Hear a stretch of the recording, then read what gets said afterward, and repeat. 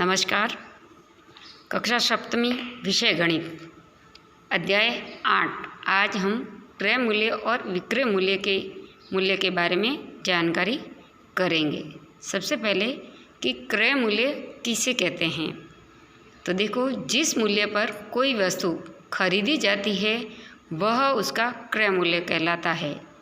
और विक्रय मूल्य जिस मूल्य पर, यानी हम जो वस्तु खरीदते हैं उस वस्तु की जो कीमत होती है वो क्रय मूल्य कहलाती है। अब है हमारा विक्रय मूल्य। तो विक्रय मूल्य जिस मूल्य पर कोई वस्तु बेची जाती है वह उसका विक्रय मूल्य कहलाता है। यानी हम जो वस्तु बेच रहे हैं, बेचने पर हमें जो मूल्य प्राप्त हो रहा है वह उसका विक्रय मूल्य कहलाता है। तो क्रय मूल्य विक्रय मूल्य के बारे में आपको पता चला। अब हम लाभ और हानि के बारे में जानकारी करेंगे कि हमें लाभ हुआ या हानि, यानी उन वस्तुओं को हमको बेचने पर लाभ हुआ या हानि, इसका पता हम कैसे करेंगे। तो देखो, क्रय मूल्य और विक्रय मूल्य के आधार पर आप तय कर सकते हैं कि कोई वस्तु बेचने पर आपको लाभ हुआ या हानि हुई। ये हम क्रय मूल्य और विक्रय मूल्य के आधार पर तय करते हैं। अब है लाभ और हानि ज्ञात करने का सूत्र क्या है। तो देखो, यदि हमारा क्रय मूल्य विक्रय मूल्य से बड़ा है, ज़्यादा है, तो हमें लाभ हो रहा है। क्या हो रहा है? लाभ। यानी हम जो वस्तु खरीद रहे हैं वो उसका क्रय मूल्य, और जो वस्तु हम बेच रहे हैं वो उसका विक्रय मूल्य। यानी हम कम पैसों में खरीद कर अधिक पैसों में बेच रहे हैं तो हमें वहाँ पर लाभ हो रहा है। ठीक है। फिर है हानि।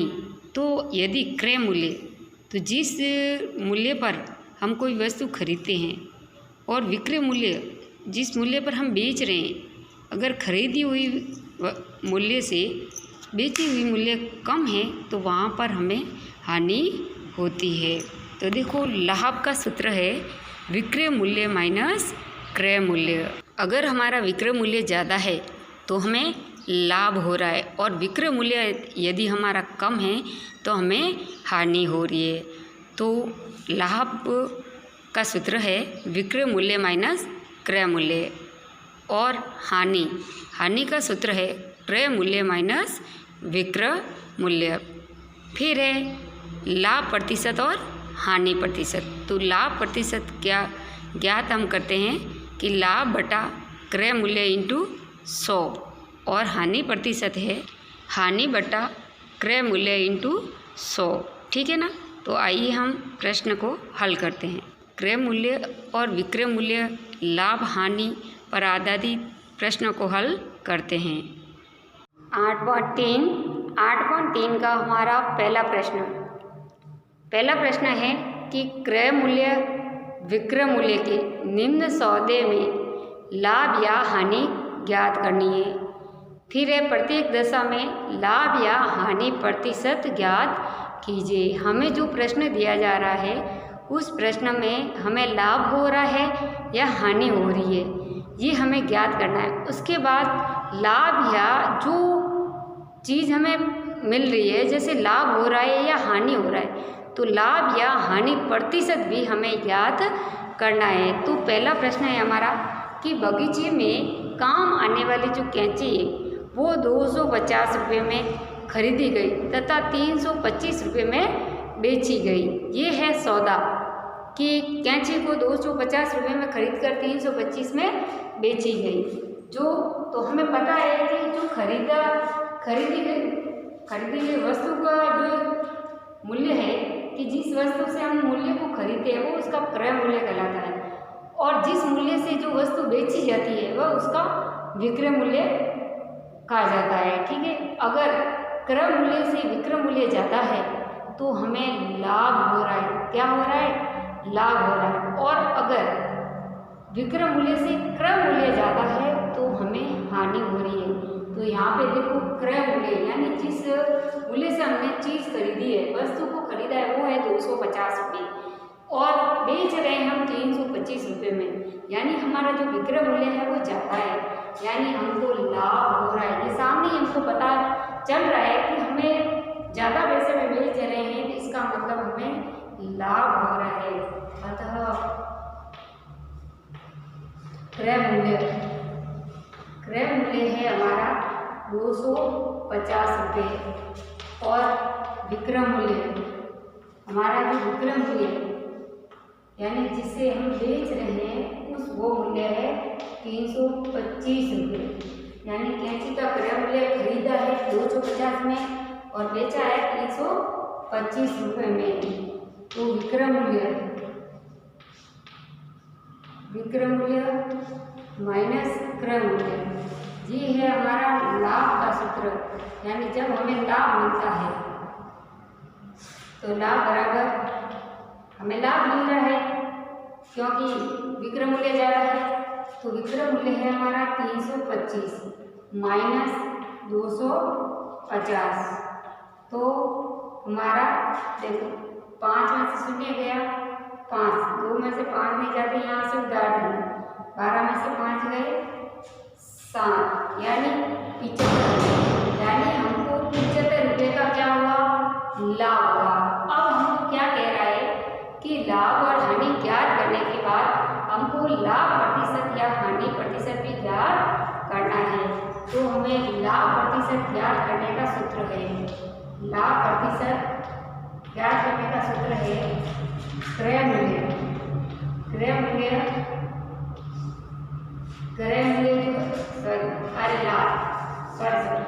लाभ बटा क्रय मूल्य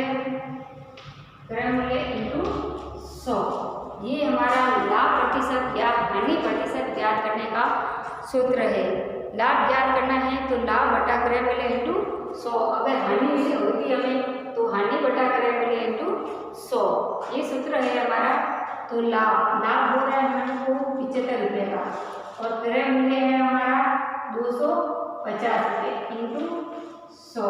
एक शून्य से एक शून्य कट गए, तो देखो 25 के बाद ऐसे कटता है, 25 एकम 25, 25 दिए 75, 3 और 10 को गुणा करेंगे तो 30%। कितने प्रतिशत, 30%। यानी 30% का उस कैंची को बेचने पर 30% का लाभ हो रहा है। और रुपए हम अगर कहें तो 75 रुपये का लाभ हो रहा है और प्रतिशत बोले तो हमें 30% का लाभ हो रहा है। ठीक है, इसी में दूसरा बिंदु है कि एक स्कर्ट 250 रुपये में खरीद कर 150 में बेची गई। तो देखो एक स्कर्ट का क्रय मूल्य जो खरीदी हुई रेट होती है वो क्रय मूल्य कहलाती है और जिस रेट में हमें बेची जाती है वो उसका विक्रय मूल्य है।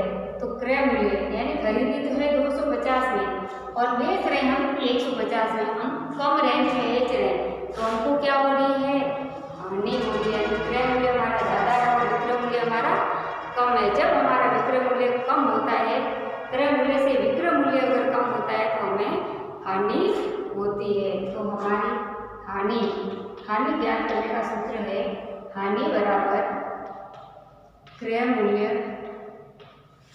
माइनस विक्रय मूल्य। ठीक है, ये हमारे हानि ज्ञात करने का सूत्र है।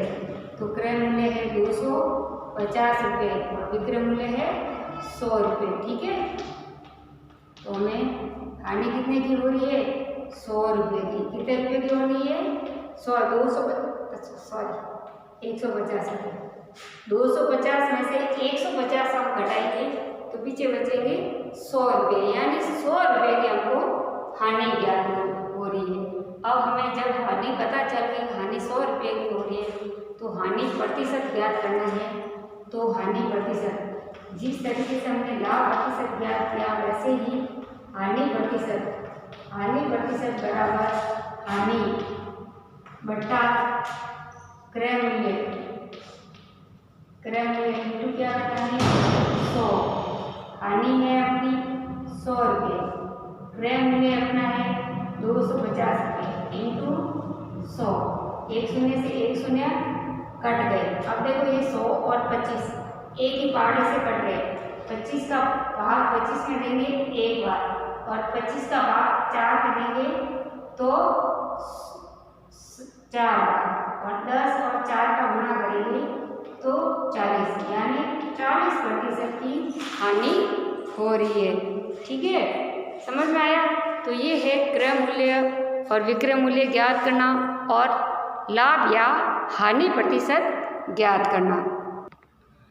अब है हमारा दूसरा प्रश्न, दिए गए अनुपात के दोनों पदों को प्रतिशत में बदलिए। अनुपात के दो पद है, इन दोनों पदों को हमको प्रतिशत में बदलना है। तो अभी हम सीखेंगे कि जो अनुपात दिया है उस अनुपात को प्रतिशत में किस तरीके से बदला जाता है। तो उसके लिए सबसे पहले हमें क्या करना है कि जो अनुपात दे रखे उन अनुपातों का योग करना है। तो अनुपातों का योग, अनुपातों का योग है 3 + 1 बराबर कितना हो गया? 4। एक तरफ 3 है, एक तरफ 1 है, 3 और 1 कितना हो गया? 4, यानी कुल अनुपात का भाग जो है वो 4। अब हमें 3 का प्रतिशत निकालना है, यानी पहले भाग का प्रतिशत निकालना है। तो उसके लिए देखो, पहला भाग है हमारा 3, पहला भाग हमारा क्या है? 3, कुल भाग कितने हैं? 4। प्रतिशत में बदलना है, तो प्रतिशत में बदलने के लिए हमें इंटू 100 करना पड़ेगा। अगर किसी संख्या को प्रतिशत में बदलना है तो इंटू हम 100 करेंगे। तो अब इसको 4 के पार्ट से काटेंगे, तो 4 एकम 4, 4 दूनी 8, पीछे 2 बचा और 5 होगी 20, यानी 25 और 25 दिया 75।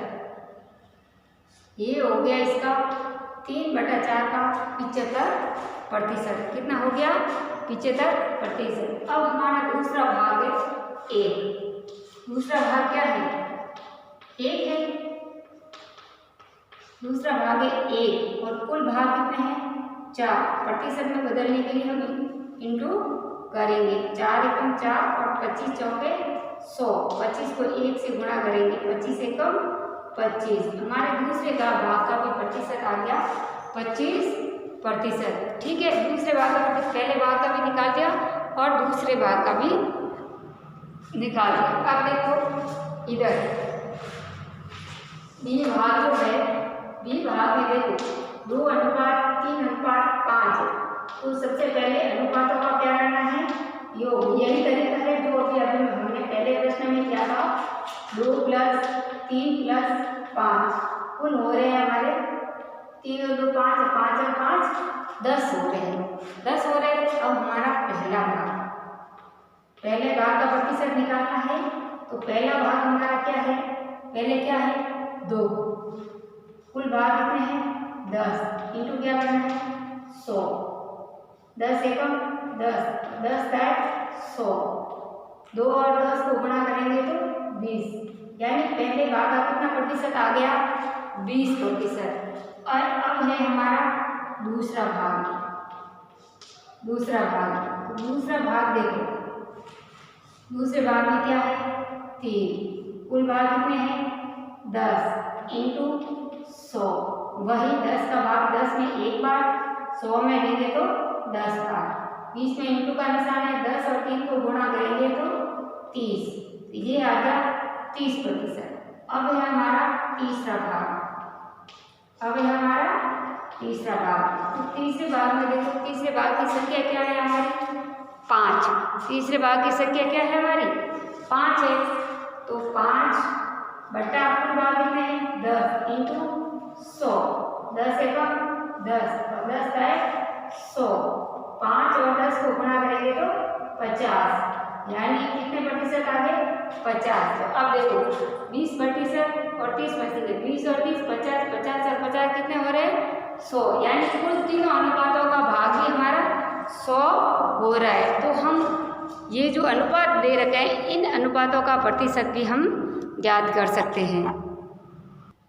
अब है आपका गृह कार्य।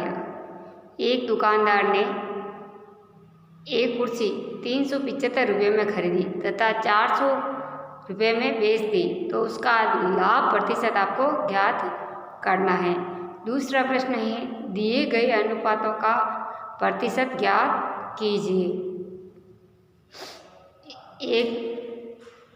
1.4 जो 1:4, फिर 1:2:5। ये जो अनुपातों में जो संख्या दे रखी है, इन संख्याओं का आपको प्रतिशत ज्ञात करना है। ठीक है, जो मैंने प्रश्न समझाए हैं, प्रश्न 1 और 2, वो प्रश्न और जो सूत्र है वो आपको कक्षा कार्य में करने हैं और गृह कार्य में इन 2 प्रश्नों को हल करना है। ठीक है, धन्यवाद।